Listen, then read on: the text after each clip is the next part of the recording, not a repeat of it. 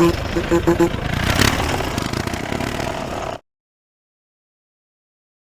Everyone, कैसे हैं आप लोग? सर ठीक। तो हमने लास्ट क्लास में किया था, ट्रीटमेंट सीखा था हमने रिजर्व का। कौन से रिजर्व का? हमने वर्कमैन कंपनसेशन रिजर्व का ट्रीटमेंट सीखा था कि उसका अकाउंटिंग ट्रीटमेंट क्या होता है। जी, आप तो रिजर्व ही रिजर्व सिखा रहे हो, रिजर्व को ख़त्म करना सिखा रहे हो। रिजर्व कभी ख़त्म थोड़ी ना किए जाते। अरे रिजर्व की डेफिनेशन में ही हमने देखा था, रिजर्व तो अपॉर्चुनिटी आने पे या अनसर्टेनिटी आने पे तभी की तभी यूज कर लिए जाते हैं। हमारा मोटिव रिजर्व की अकाउंटिंग सीखना है, ना कि उन्हें ख़त्म करना या फिर उसके इमोशंस में जाना। ठीक है, तो आज हम आगे बढ़ेंगे। आज हम एक और रिजर्व का ट्रीटमेंट सीखेंगे और उस रिजर्व का नाम है इन्वेस्टमेंट फ्लक्चुएशन रिजर्व। तो चलिए स्टार्ट करते हैं। इन्वेस्टमेंट फ्लक्चुएशन रिजर्व नाम हमने सुना या नहीं सुना? 11th में पढ़ाया तो गया होगा, लेकिन उस टाइम तो मस्ती करते थे तो शायद नहीं सुना। नहीं भी सुना तो बस एक बार इसको देख लो। हम एक एग्जाम्पल लेते हैं, फिर देखते हैं आपको कुछ समझ में आता है या नहीं आता है। तो एक एग्जाम्पल ले रहे हैं। एग्जाम्पल है जी, मान लो मिस्टर शर्मा जी हैं कोई, तो मान लो ये मिस्टर शर्मा जी हैं, ये मिस्टर शर्मा जी हैं। खुश दिखाई दे रहे हैं बड़े। क्यों दिखाई दे रहे हैं? क्योंकि इनके बेटे ने क्या कर लिए? 95% स्कोर कर लिए क्लास 12th में। क्लास 12th में 95% स्कोर कर लिए जी। तो खुश तो होंगे ही, अच्छी बात है। लेकिन इनको एक बात ध्यान आ गई, खुश के साथ साथ ये थोड़े मुरझाए हुए भी हैं। क्यों मुरझाए हुए हैं? इनको एक बात याद आ गई, एक पीछे की सिचुएशन याद आ गई। तो उस पीछे की सिचुएशन में चलते हैं और देखते हैं क्या हुआ था। हम डेट लेते हैं। डेट थी आपकी 1/4/19। डेट थी आपकी 1/4/19। इनका बेटा क्लास 12th में एडमिशन हुआ था। क्लास 12th उनकी स्टार्ट हुई थी। तो 1/4/19 को इन्होंने बोला था अपने बेटे को कि अगर बेटा आप 95% स्कोर कर लोगे तो मैं आपको रुपए दूंगा, एज ए रिवार्ड मान लो, अवार्ड मान लो या फिर एप्रिसिएशन मान लो, मैं आपको 50 लाख रुपए दूंगा। अरे वाह, इतना हमारे साथ भी हो जाए तो मज़ा ना आ जाए, हम तो पढ़ने ही लग जाए, फुल मेहनत के साथ पढ़ेंगे। बिल्कुल, आपको 50 लाख क्या 50 करोड़ इनफाइनाइट अमाउंट मिलेगी और फ्यूचर में जाके श्योर मिलेगी। बस आपको मेहनत से, लगन से पढ़ना है। आपकी मेहनत की भी कभी खराब नहीं जाएगी, वो कभी ना कभी काम जरूर आएगी। तो मान लो शर्मा जी ने अपने बेटे को प्रॉमिस किया था 1/4/19 को कि अगर आप 12th का जब रिजल्ट अनाउंस होगा, अगर आप उसमें 95% ले आए तो मैं आपको रुपए दूंगा। कितने? 50 लाख रुपीस। तो हम लिखते हैं पेएबल। पेएबल क्या कहा मिस्टर शर्मा जी ने अपने बेटे को कि मैं आपको रुपीस कितने दूंगा? 50 लाख। और ये किस डेट को पेएबल होंगे? जी, जब उनका रिजल्ट आएगा। और आपको पता है रिजल्ट ऑलमोस्ट मई या जून के महीने में आ जाता है। तो हम मानते हैं, एक डेट लेते हैं कि 31 मई को आपका रिजल्ट आ गया था। तो मीन्स ये पेएबल कब होंगे आपके? ये पेएबल होंगे आपके 31 मई 2020 को। ठीक है जी, तो ये तो पेएबल है। अब शर्मा जी को अंदर ही अंदर पता था कि मेरा बेटा बड़ा ही इंटेलिजेंट है, 95% ले आएगा और 50 लाख रुपए आके मांगेगा भी। इंटेलिजेंट भी है, प्लस साथ में पैसे के टुवार्ड्स बहुत ही क्या है, अट्रैक्टेड है। और रिजल्ट आते ही वो ये नहीं कहेगा कि मैं पास हो गया, वो कहेगा 50 लाख निकालो। तो उनको पता था अपने बेटे का, इसलिए उन्होंने क्या किया? उन्होंने सोचा क्यों ना मैं 50 लाख रुपए पहले ही इकट्ठे कर लूँ, क्यों ना मैं 50 लाख रुपए उसके लिए पहले ही साइड में रख दूँ। तो उनके माइंड में आइडिया आया। क्या आइडिया आया?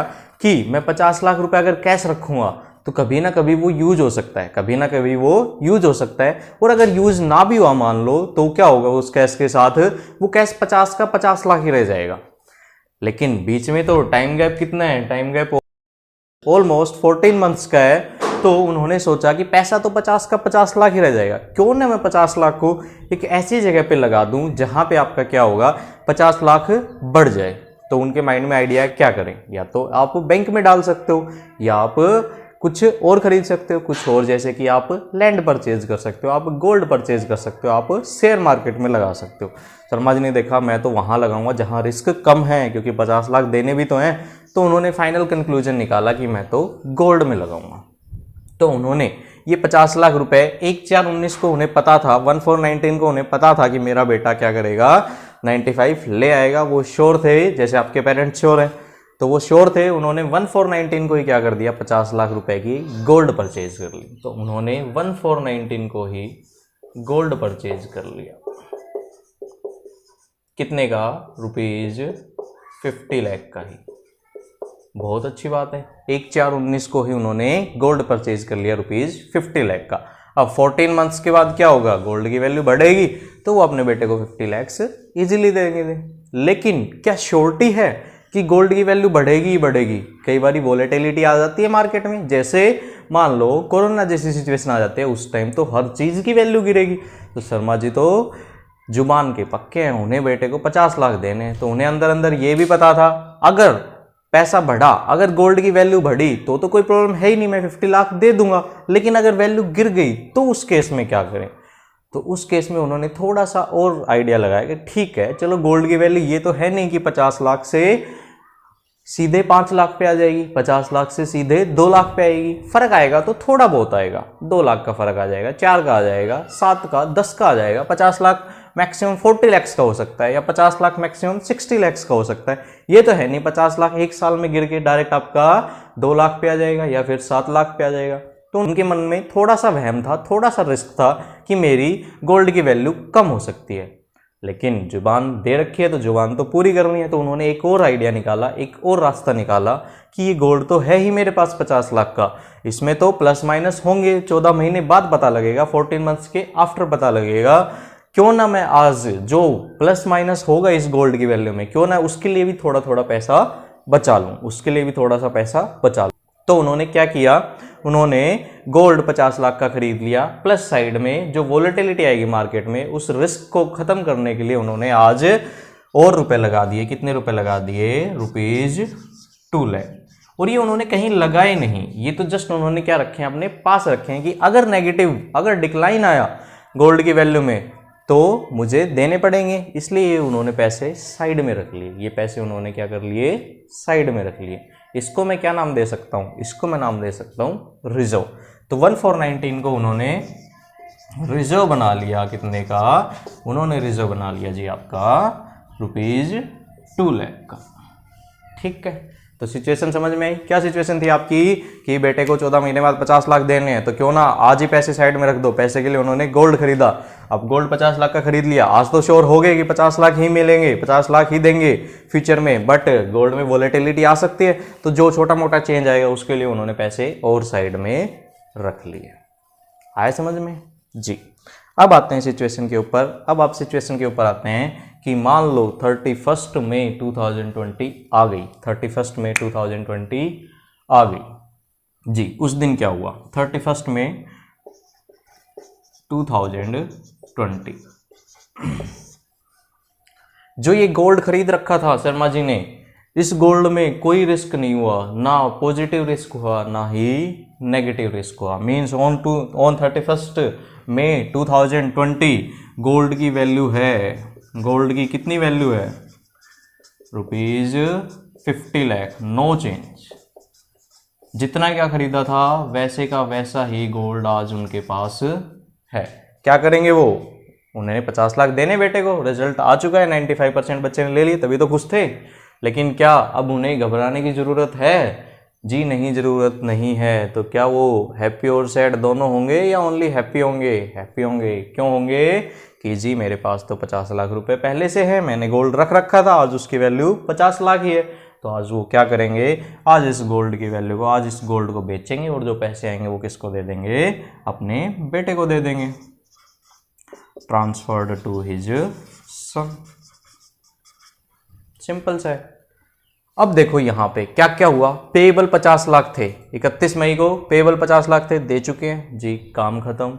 गोल्ड 50 लाख का था जी, बेच चुके हैं, गोल्ड भी चला गया, मीन्स गोल्ड खत्म हो चुका है, जो लाइबिलिटी देनी थी वो भी खत्म हो चुकी है। लेकिन एक आइटम उन्होंने 1419 को, 1 अप्रैल को उन्होंने थोड़ा सा कोशियस होते हुए पैसे साइड में रख लिए थे 2 लाख के। क्या उनका कोई ट्रीटमेंट हुआ? जी नहीं, उनका कोई ट्रीटमेंट नहीं हुआ है, वो अभी तक वैसे की वैसे पड़े हैं।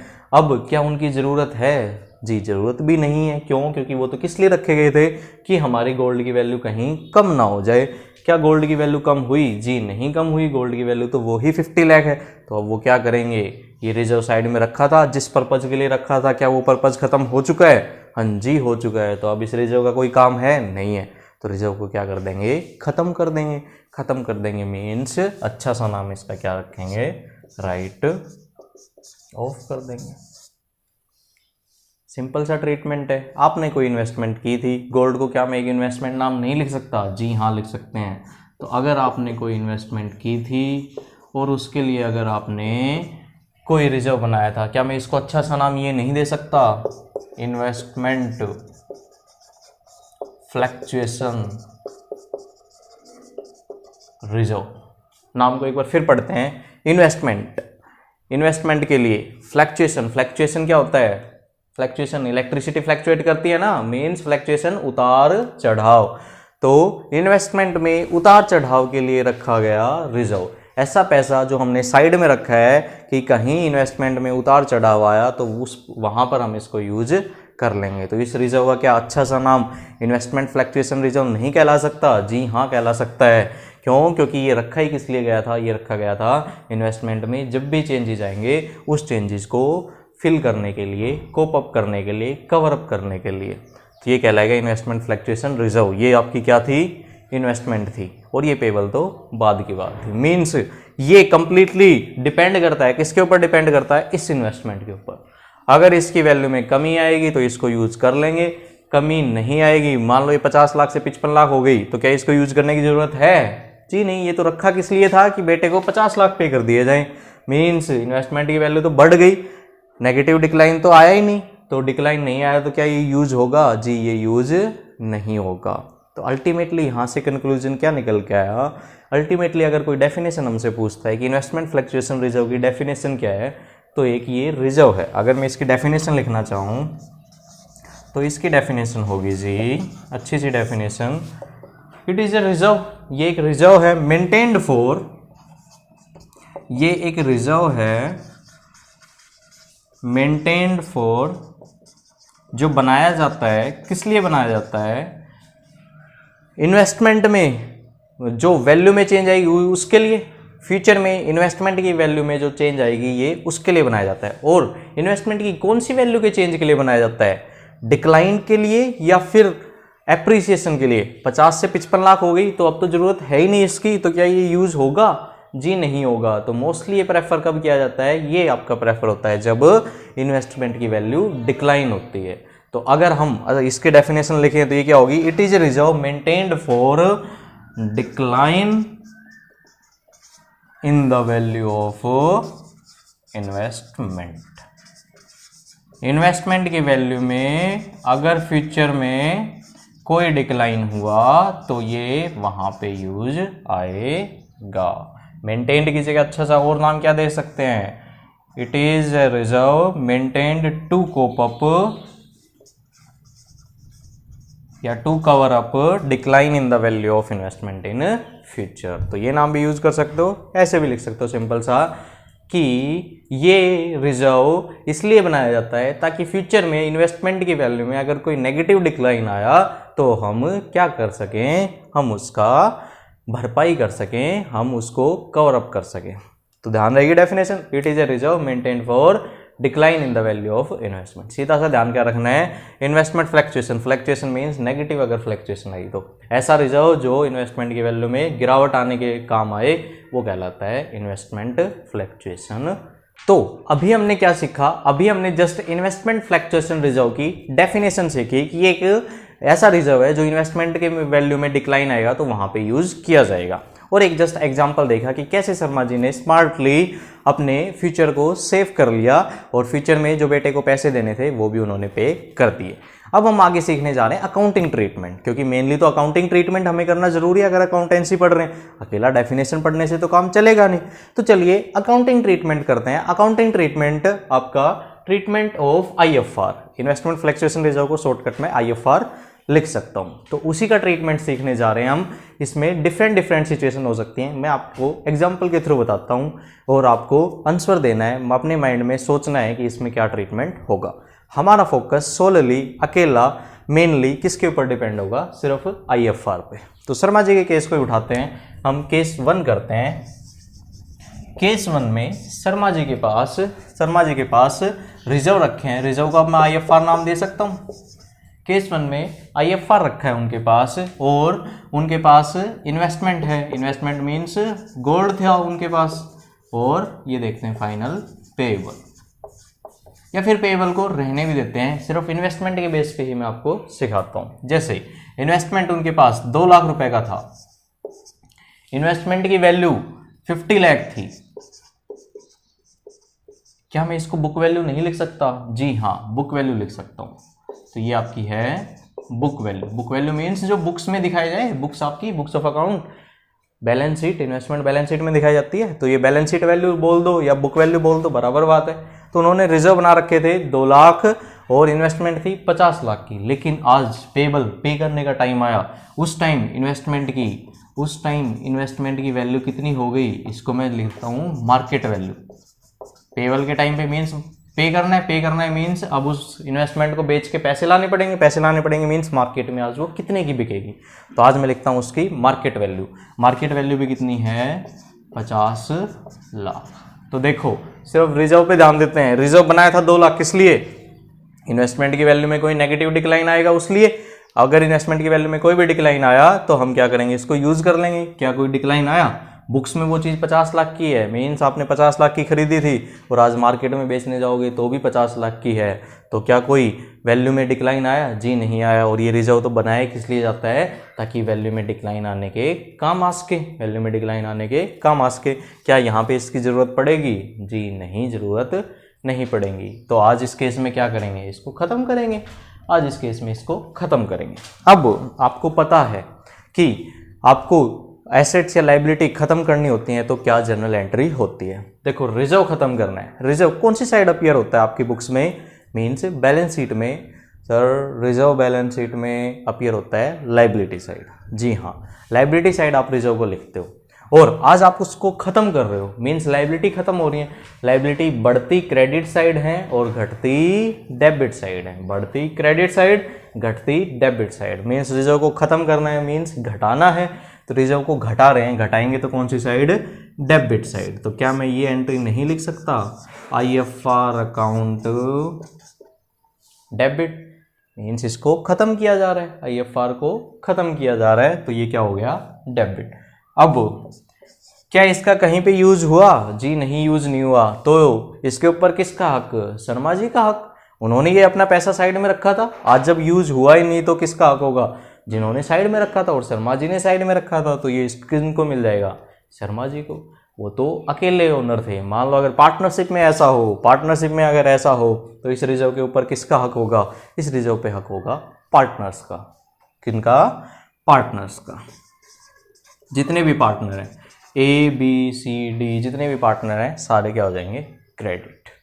ठीक है, तो मीन्स रिजर्व खत्म करना है, रिजर्व क्या होगा, डेबिट खत्म हो गया, और किन को मिलेगा, ओनर्स को। ओनर सोल प्रॉपर्टी में वहाँ के लिए शर्मा जी थे, यहाँ पे अलग अलग पार्टनर हैं तो उन सभी का नाम आ जाएगा। अब ये किन पार्टनर्स को मिलेगा, ओल्ड पार्टनर्स को या फिर न्यू पार्टनर्स को? जी, हम पढ़ रहे हैं chapter change in profit sharing ratio among existing partner. Existing partner में जब रेशियो चेंज होता है तो उस टाइम बैलेंस शीट में जो जो चीज़ें अपीयर हो रही है उनका ट्रीटमेंट, मीन्स पार्टनरशिप चेंज होने से पहले ही ट्रीटमेंट कर रहे हैं, तो नई पार्टनरशिप तो एग्जिस्टेंस में आई नहीं है, मतलब पुरानी का ही हिसाब कर रहे हैं। तो ये किन को मिलेगा, ओल्ड पार्टनर्स को या न्यू पार्टनर्स को? जी, ओल्ड पार्टनर्स को। तो 2 ओल्ड पार्टनर, जैसे वर्कमैन कंपनसेशन रिजर्व में नहीं था, क्या था, WCR को खत्म करो और ओल्ड पार्टनर में ओल्ड रेशियो में बांटो, ऐसे ही IFR के साथ हो जाएगा। क्या आप IFR को खत्म करो और ओल्ड पार्टनर्स में ओल्ड रेशियो में बांटो। तो 2 old partners in old ratio being IFR adjusted. हमने IFR को क्या कर दिया, एडजस्ट कर दिया। तो सिंपल सा है जी, IFR बनाया किस लिए जाता है, इन्वेस्टमेंट की वैल्यू में डिक्लाइन आने पे। डिक्लाइन नहीं हुआ तो खत्म तो करना ही है, खत्म करो। डिक्लाइन नहीं हुआ तो पार्टनर ले जाएंगे, कौन partner, old partner in old ratio. अब हम करने जा रहे हैं जी केस सेकंड आपका, तो हम कर रहे हैं केस सेकंड। उस केस में क्या हो रहा है, एग्जाम्पल लेते हैं, IFR आपका है 2 लाख का, इन्वेस्टमेंट आपने कर रखी थी, बुक वैल्यू दिख रही है 50 लाख की, लेकिन वो आज जब मार्केट में बेचने जाएंगे तो उस इन्वेस्टमेंट की वैल्यू निकल आई 48 लाख। मीन्स वैल्यू में क्या हो गया, डिक्लाइन हो गया, आपकी इन्वेस्टमेंट की वैल्यू में डिक्लाइन हो गया। कोई बड़ी बात नहीं है, ठीक है, हम इसको सही कर सकते हैं। कैसे सही करेंगे देखते हैं।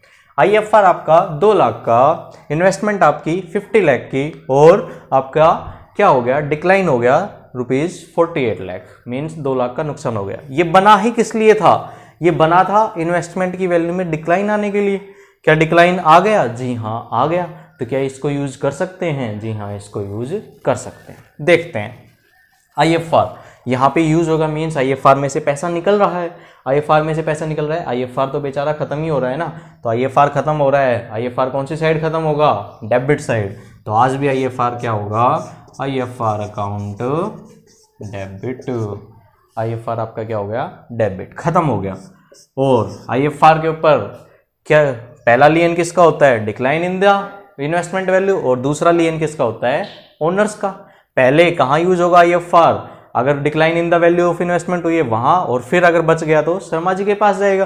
तो यहाँ पे पहला अधिकार है, यहाँ पे इन्वेस्टमेंट में डिक्लाइन इन द वैल्यू जो हुई है उसका। जैसे WCR में पहला वर्कमैन का हक होता था और दूसरा हक किसका होता था, आपका ओनर्स का। यहाँ पे भी इन्वेस्टमेंट की वैल्यू में अगर डिक्लाइन आया तो पहला हक उसका, दूसरा ओनर का। तो डिक्लाइन आया है, जी हाँ आया है, तो इसका हक होगा, हाँ जी होगा।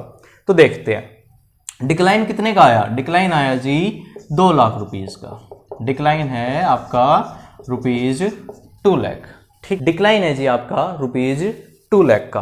तो अब क्या करेंगे, IFR को खत्म कर रहे हैं। क्यों खत्म कर रहे हैं, क्योंकि जी वो यहाँ पे यूज होगा, वो यहाँ पे यूज होगा, ठीक है। तो खत्म करते हैं। इन्वेस्टमेंट आपका क्या हुआ है, घटा है, इन्वेस्टमेंट घटा है। इन्वेस्टमेंट कौन सी साइड घटता है, एसेट्स हैं, एसेट्स बढ़ती डेबिट साइड है, घटती क्रेडिट साइड है। तो आज घटी हैं तो कौन सी साइड घटेंगी, क्रेडिट साइड।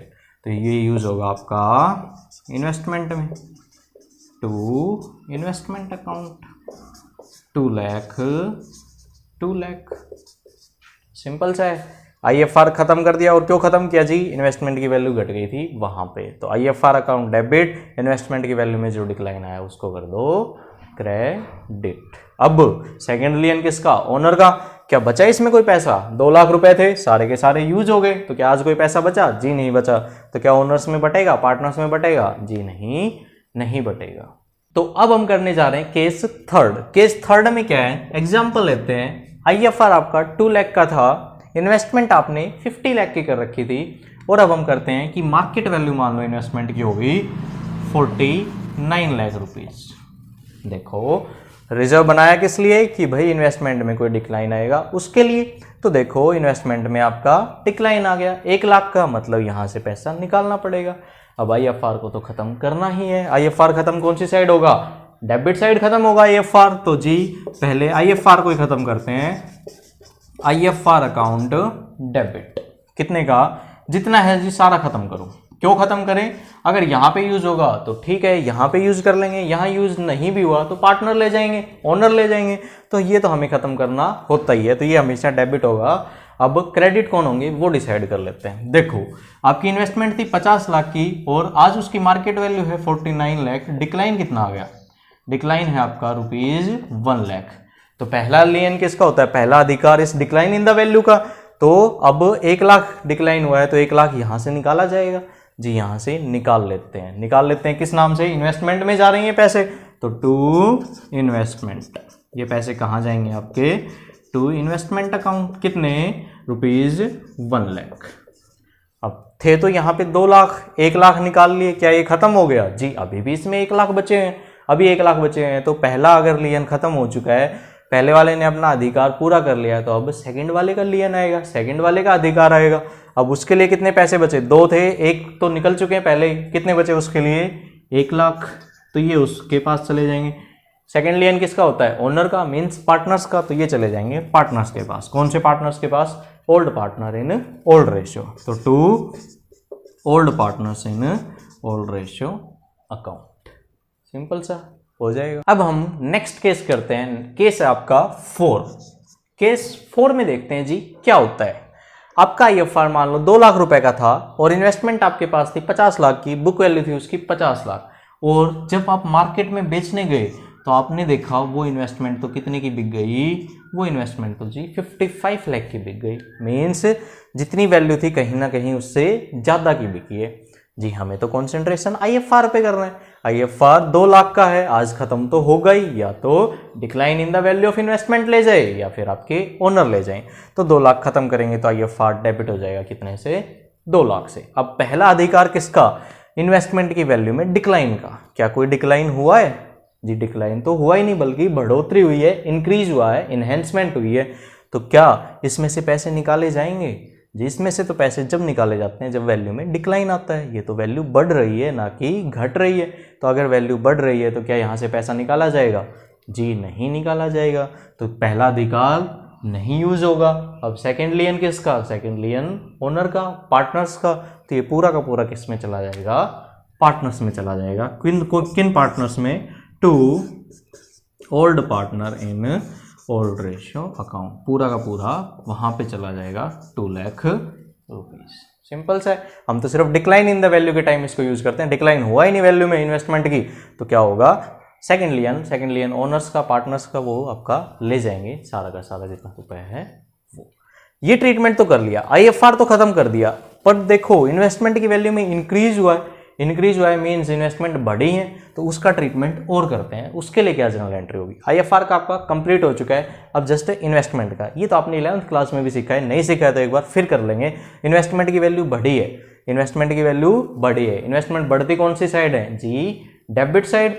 तो इन्वेस्टमेंट को बढ़ा दो, इन्वेस्टमेंट बढ़ी है तो बढ़ेंगे कौन सी side, debit side. Investment account हो जाएगा आपका डेबिट टू, आपका क्या होगा, इन्वेस्टमेंट अकाउंट डेबिट हो चुका है 2। अब ये 5 लाख रुपए, आज जब आपने इन्वेस्टमेंट को दोबारा से वैल्यू किया, आपका फायदा हुआ means profit, to profit and loss account. ठीक है, कितने अमाउंट, जितने से बढ़ा है 5 लाख और 5 लाख।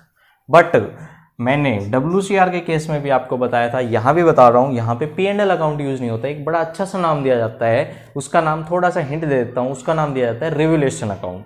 अभी वो आगे करने जाएंगे, जब हम आगे टॉपिक सीखेंगे तो वहाँ पे P&L अकाउंट की जगह हम नाम लिख देंगे रिवैल्यूएशन अकाउंट। ये जस्ट रेफरेंस पर्पज के लिए यूज किया जा रहा है, ये ट्रीटमेंट सही नहीं है। यहाँ पे 2 P&L की जगह 2 रिवैल्यूएशन आएगा, बट अभी आपको पता नहीं रिवैल्यूएशन क्या होता है, इसलिए जस्ट मैं लिख देता हूँ कि फायदा है, प्रॉफिट है।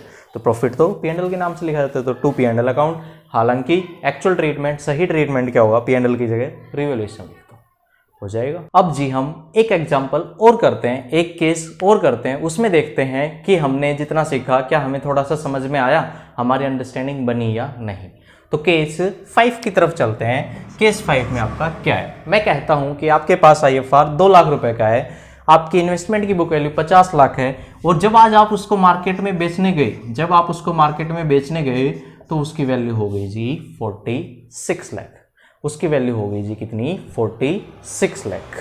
ठीक है, तो देखो IFR तो खत्म हो गई, या तो डिक्लाइन इन द वैल्यू की वजह से, या फिर ओल्ड पार्टनर ओल्ड रेशियो में ले जाएंगे। तो ये तो बेचारा खत्म होगा, इसको तो डेबिट करो। IFR अकाउंट डेबिट कितने से, 2 लाख रुपए से। अब देखो पहला हक किसका, decline in the value of investment. क्या इन्वेस्टमेंट की वैल्यू में डिक्लाइन हुआ है जी, हाँ हुआ है। कितने का हुआ है जी, 4 लाख का। इन्वेस्टमेंट घटी है, घटती है कौन सी साइड, क्रेडिट साइड। तो 2 इन्वेस्टमेंट कितने से, 4 लाख से। इन्वेस्टमेंट तो घटी जी 4 लाख से। रिजर्व में तो 2 लाख पड़े थे, मीन्स सारे के सारे निकाल लिए आपने। 2 लाख थे, सारे के सारे निकाल लिए। तब भी क्या जो लॉस हुआ, क्या आप उसकी भरपाई कर पाए जी, नहीं। अभी भी 2 लाख का लॉस हमारा पड़ा ही है। रिजर्व में से तो 2 लाख का कवर अप कर लिया, लेकिन एक्चुअल लॉस हुआ 4 लाख का। ये बनाया किस लिए गया था, लॉस के लिए। लॉस हुआ है 4 लाख, रिजर्व में पड़े हैं 2 लाख, तो 2 लाख तो आपने निकाल लिए। अब बाकी 2 लाख का क्या करें, बाकी 2 लाख आपका लॉस है, तो उसको लॉस दिखाना पड़ेगा। और लॉस कौन सी साइड दिखता है, डेबिट साइड। तो बाकी 2 लाख आपके क्या हैं, बाकी 2 लाख हैं जी आपके लॉस को क्या नाम दिया जाता है, P&L अकाउंट डेबिट। फिर स्टार लगा रहा हूँ, P&L अकाउंट वर्ड यूज नहीं होगा, वर्ड यूज होगा रिवैल्यूएशन। लेकिन जब हम वो समझेंगे कि रिवैल्यूएशन होता क्या है, तो आपको अच्छे से समझ में आ जाएगा। तो एक्चुअल ट्रीटमेंट है IFR डेबिट 2 लाख से, रिवैल्यूएशन डेबिट 2 लाख से, और इन्वेस्टमेंट क्रेडिट 4 लाख से। क्यों हुआ, रिजर्व में 2 लाख रुपए पड़े थे, किस लिए यूज किए जाएंगे, इन्वेस्टमेंट की वैल्यू में डिक्लाइन आने के लिए, डिक्लाइन आए 4 लाख, रिजर्व में पड़े हैं 2 लाख, पहले तो ये खत्म करो, बाकी ये 2 लाख क्या है, लॉस है, दिखा दो उसको। अब क्या रिजर्व में पैसा बचा, जी नहीं, खत्म हो चुका, तो क्या पार्टनर्स को मिलेगा, कुछ नहीं मिलेगा, तो क्या यहाँ पे पार्टनर्स का नाम लिखा जाएगा, जी नहीं लिखा जाएगा। तो क्या आप सिर्फ IFR का ये ट्रीटमेंट भी नहीं कर सकते, जी हाँ, ये ट्रीटमेंट भी कर सकते हैं जब आपका decline in the value more than reserve होता है।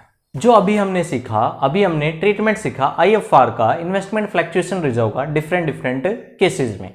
अब उसी को हम क्या करते हैं, एक बार रिवाइज करते हैं, रिकैप करते हैं, क्या हमें समझ में आया या नहीं।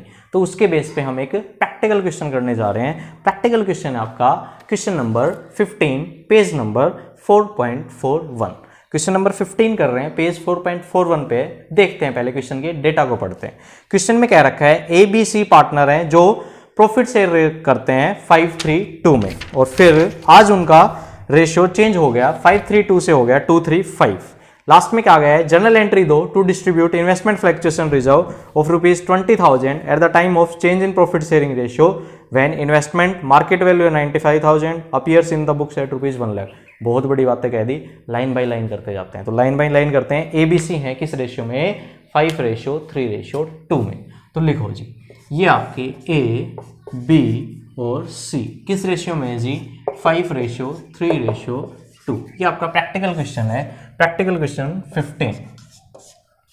5:3:2 में थे और अब उनका रेशियो चेंज हो गया है 2:3:5 में।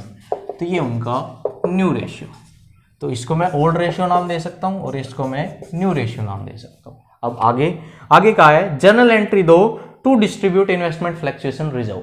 इन्वेस्टमेंट फ्लक्चुएशन रिजर्व को बांटने के लिए, डिस्ट्रीब्यूट करने के लिए जर्नल एंट्री दो। जी हाँ, दे देंगे। और क्या कहा है, ऑफ ₹20,000, जो कितने का है, 20,000 का। तो मैं डेटा लिख सकता हूं आपके पास, इन्वेस्टमेंट फ्लक्चुएशन रिजर्व कितने का है जी, ये आपके पास है 20,000 का, शॉर्टकट में IFR। तो ये दे रखा है जी ₹20,000। अब आगे देखते हैं क्या कहा है, eight the time of change in profit sharing ratio when investment, जब इन्वेस्टमेंट की वैल्यू है, मार्केट वैल्यू है 95,000, तो इन्वेस्टमेंट की हमें दे रखी है मार्केट वैल्यू, इसको ऐसे लिख सकता हूं, मार्केट वैल्यू दे रखी है 95,000 और appearing in the books at ₹1 lakh, जो बुक में अपियर हो रही है 1 लाख की। मीन्स इन्वेस्टमेंट की हमें और क्या दे रखी है, हमें इन्वेस्टमेंट की बुक वैल्यू दे रखी है कितने की, ₹1 लाख की। तो क्या हम यहाँ से कुछ देख नहीं सकते, कुछ रिकैप नहीं कर सकते जो हमने अभी थोड़ी देर पहले पढ़ा था? क्या हमें वही डेटा नहीं दे रखा है? जी, थोड़ी देर पहले हमने क्या पढ़ा था, IFR का ट्रीटमेंट होता है। IFR आपका बढ़ता है जब क्या सिचुएशन होती है, पहला उसका लियन होता है, पहला अधिकार होता है इन्वेस्टमेंट की वैल्यू में डिक्लाइन आने पे, और दूसरा ओल्ड पार्टनर्स का ओल्ड रेशियो में। तो यहाँ पे देखो इन्वेस्टमेंट की वैल्यू में क्या डिक्लाइन आया है? जी हाँ, बुक्स में वो चीज अपीयर हो रही है ₹1 लाख की, बुक्स में वो चीज अपीयर हो रही है ₹1 लाख की, और आज मार्केट में बेचने जाओगे तो वो बिकेगी 95,000 की। मीन्स डिक्लाइन कितने का हुआ? डिक्लाइन हुआ है जी आपका ₹5,000 का। तो पहला हक तो इसका ही होगा, और अगर कुछ बच जाता है तो ओल्ड पार्टनर का ओल्ड रेशियो में। तो जनरल एंट्री करें? जी हाँ, हम जनरल एंट्री करते हैं। जनरल एंट्री क्या होगी इसके लिए? इसके लिए होगी IFR तो बेचारा खत्म ही होगा, IFR को तो खत्म ही करना है। कौन सी साइड खत्म होगा? IFR खत्म होगा जी डेबिट साइड।